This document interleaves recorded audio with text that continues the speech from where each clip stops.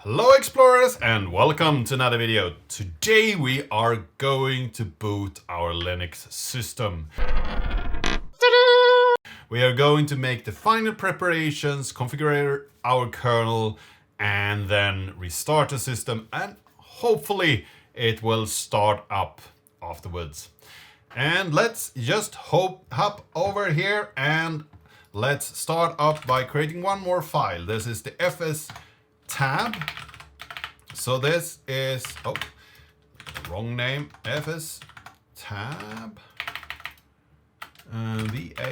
fs tab. So this is the file for our file system configuration, where all our different hard drives and other things are located in our system. So let's start up by adding the SDA2, and that's an ext4.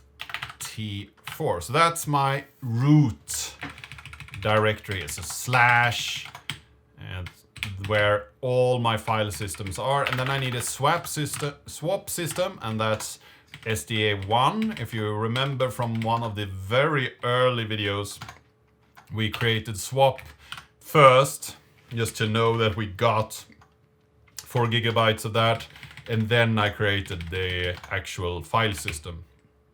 Then we need to set up some more things here. We need some system fs, we need some proc, we need something for our different consoles, and we need a temp system and a dev temp system, so for all our devices.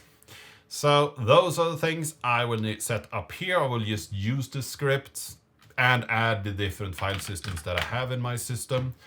If you have more connections, if you have, for instance, a device that it need to be booted for your boot drive, or if you have a USR drive, very common, or if you have a home directory, so you have a home drive, a specific drive for all your own or all your user material, that's also very common to have, then you need to add them to fs tab as well. Then we need to go over to a dir called USR source. This should be empty, and I usually put my Linux kernel sources over here. So let's unpack those. Those should be in sources, Linux, and 4.20. I believe they are at 5.6 now, so this is a very old kernel, but this is a little bit of an older guide that I'm following as well. We have been going for a while now with this guide, and after we have unpacked this, it will take some time. Then we need to configure the kernel. And kernels, first off, before we do that, I will run a script called make proper, mr proper, and that means it will, we will need to go in. First off, before we do any of that, I want actually to add a little bit of a link. So I usually add a link in the same directory to the Linux kernel that is currently running, in order to distinguish which one I have actually built. So that's the way I'm using it, and many different Unix environments have these kind of links as well. So here I would do make proper in the Linux build directory, and Mr. Proper is actually cleaning up this so it will only contain the specific files that is required for building my kernel. So it will remove any old configurations and so on. And here I want to try something here. There is actually, the guide says, something called make def config, and that is to make a default configuration for my system. And I haven't tried this. It might work, it might not. So let's just run that and see if it get us something that is good. Going through all the configuration options in our kernel, if we go into make me new config, So this will open up the configuration we just created. I'm just gonna show you how much things you can set up. So here in this menu, you see you have so many sub menus you can go in. And if we go into devices, for instance, and then go into any of these, they have sub menus on sub menus on sub menus. So there is so much to configure here, and everything can be configured either to be in the kernel or as modules or not at all. And if there are modules, then they will have an M that that will show that it's a module. And if you press M, you will make something a module.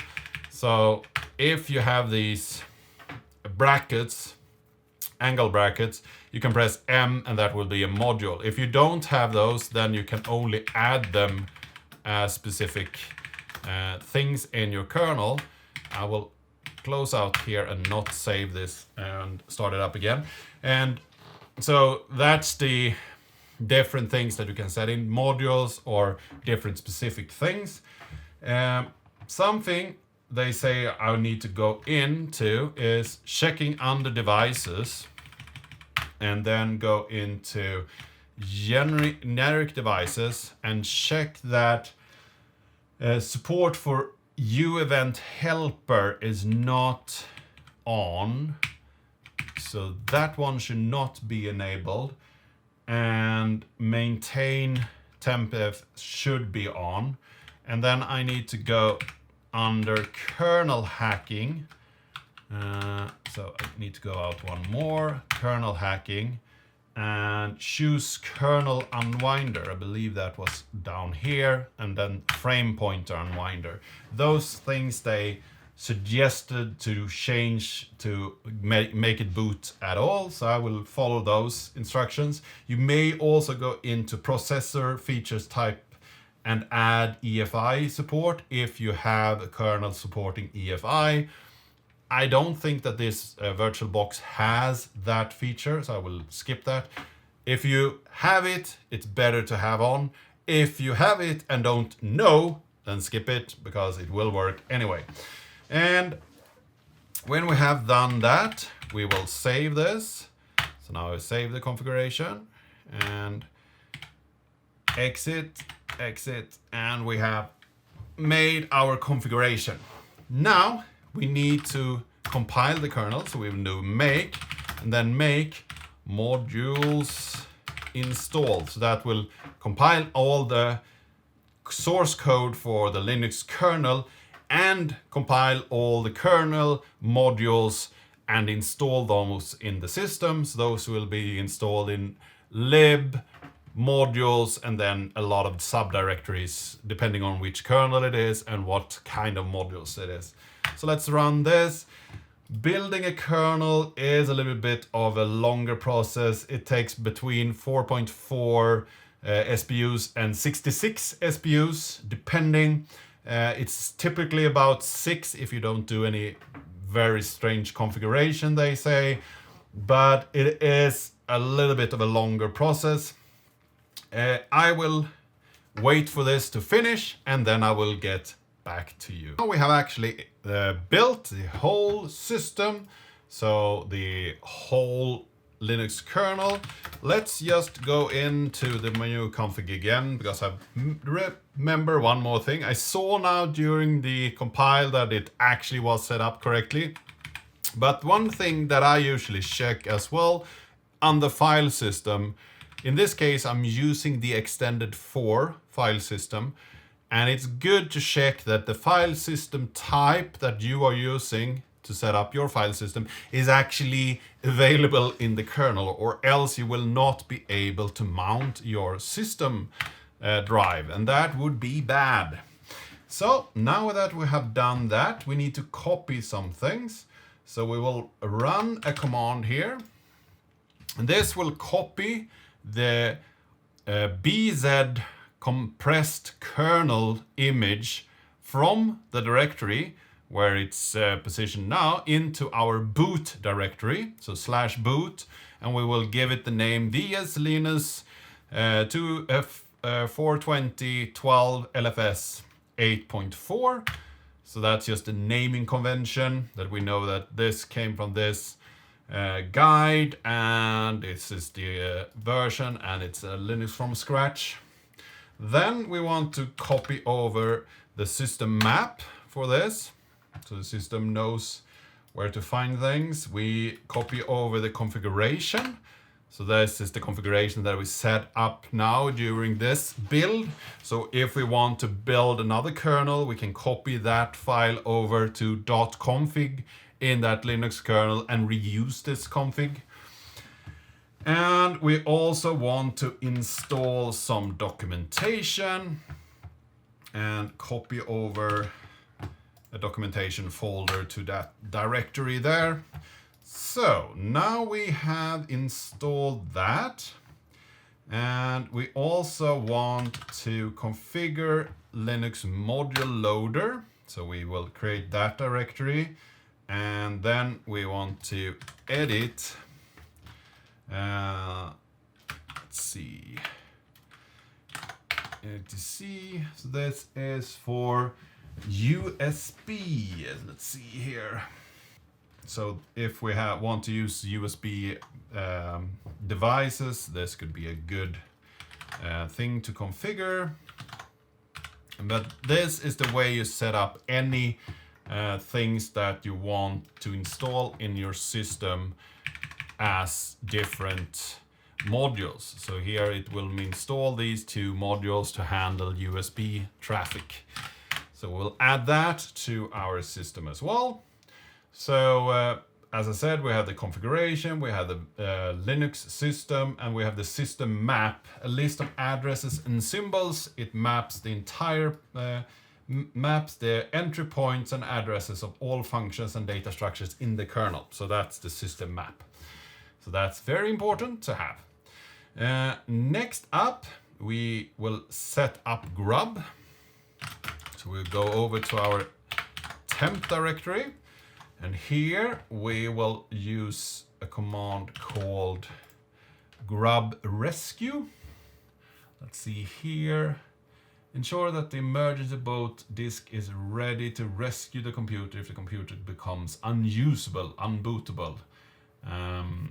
Yeah, we'll not do that. So that's if you're using your current system, then you will create this script, and you can look at how to do that. In this case, I'm using just boot up CD, so I can boot that up again and start over if I like. So I will just do a grub install on SDA, so that's the drive that we want to run now. So this will install the things that is required in order to boot this system. So no errors was reported. After that, we need to go into our boot directory and the grub directory, and then we will need to edit a file not named grub.cfg. So that's a configuration file for grub. So when the installed version of grub that we put into the system is booting up, it will read this configuration file and give us a menu for all the different configurations that we have set up. So I will copy this over and talk a little bit about this. So here we have some very simple things. First off, we have default 0, so it will actually say that the default version of this will be number 0, so the first menu entry pretty much. So that's what we have here, and then it will wait for 5 seconds until it actually boots that, and it will so it install the module ex2.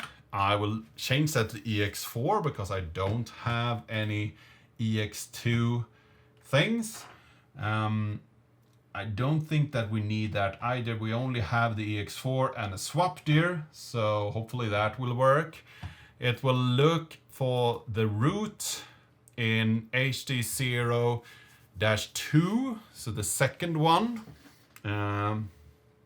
as our root directory, and our SDA2 is our root when we actually boot the kernel. So it will set the root directory to that, which will in turn give us access to this directory.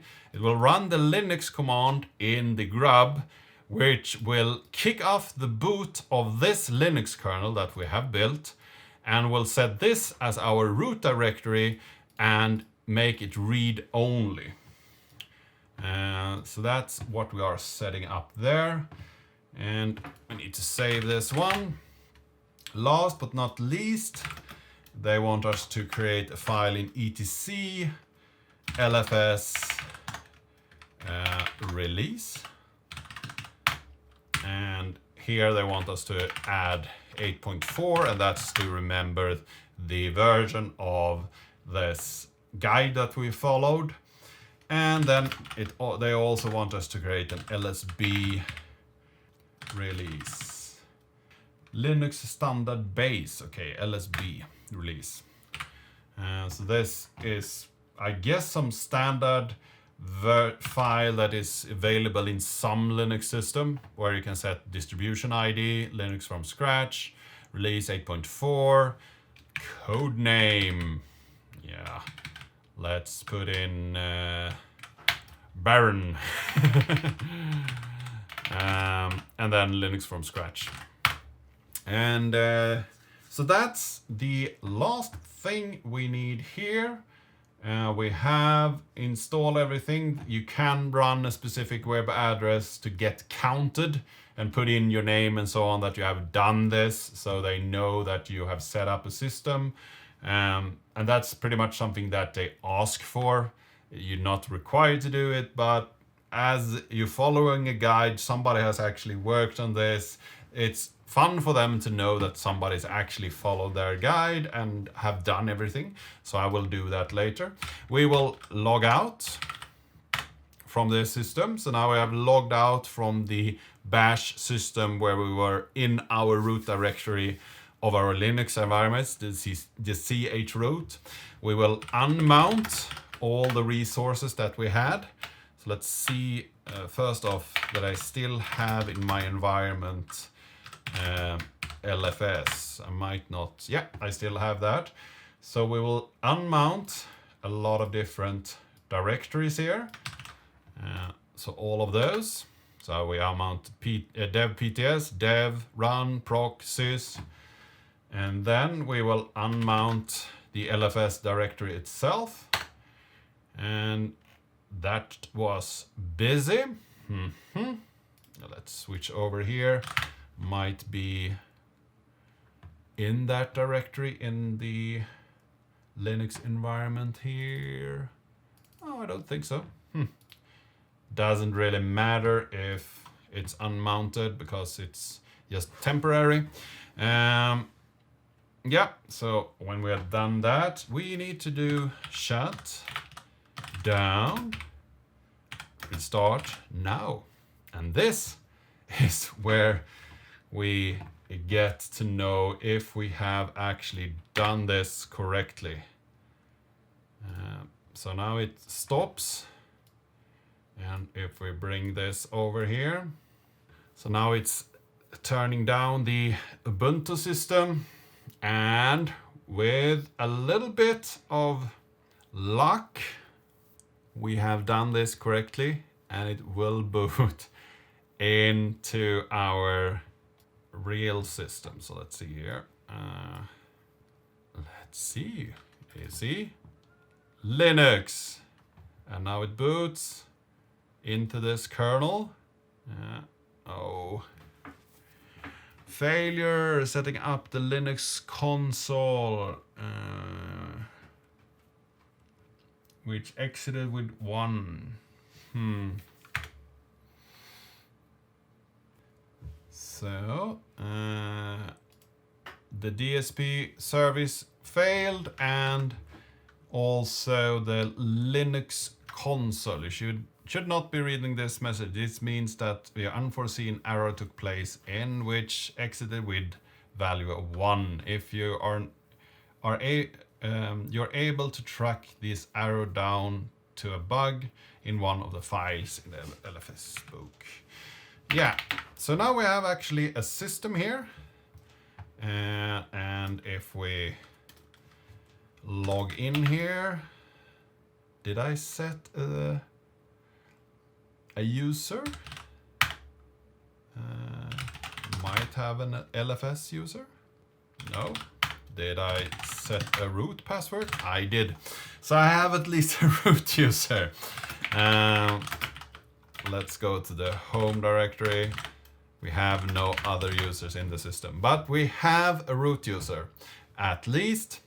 And we should be able to, I wonder if we can change this up so it's easier to read. Let's see here. Yep, so we have booted our system. It actually works. I believe that if we go into etc and this sys configuration directory and then edit our we will, let's say we will put this move this if config 3 to set that as old, so it doesn't really load that. Old if config enp s3, so that we will not load. And then if we look at this console here, so it might be Latin et 1 se, so maybe this key map is not correct. Let's see if I can type the Swedish characters. I cannot. So let's see if we change this up to DE, for instance, as they had as an example, or we remove it altogether. Let's try and restart console. Start.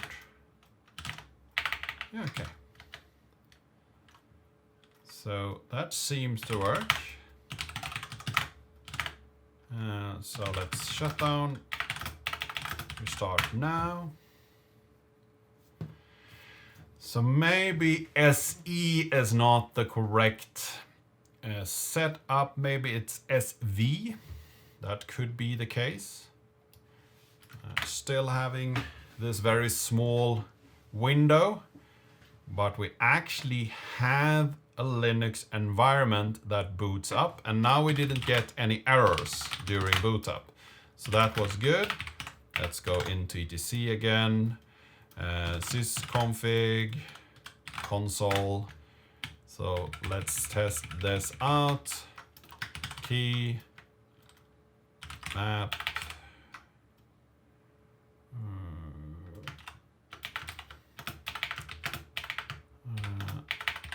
Yeah, there's so this is the English keyboard. SV Latin 1.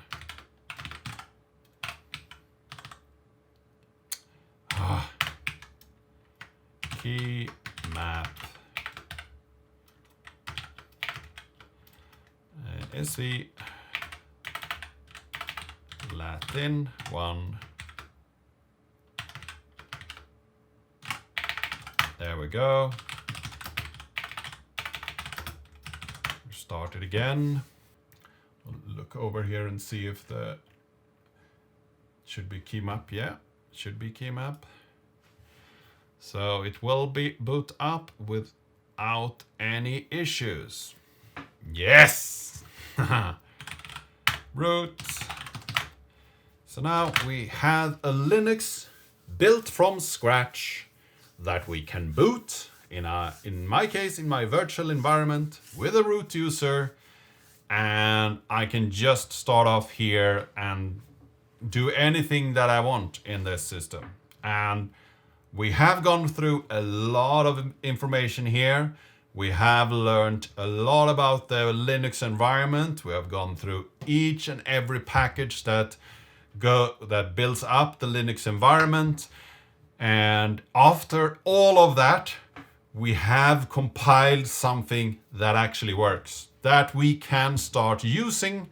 And I hope that you found this interesting. I hope that you learned something today. If you have any questions about Linux or setup or what we have talked about, then leave a comment in the comment section down below. If you like this video, give it a like, share it with your friends and colleagues. If you haven't subscribed yet, please do that. And I really hope to see you in the next video.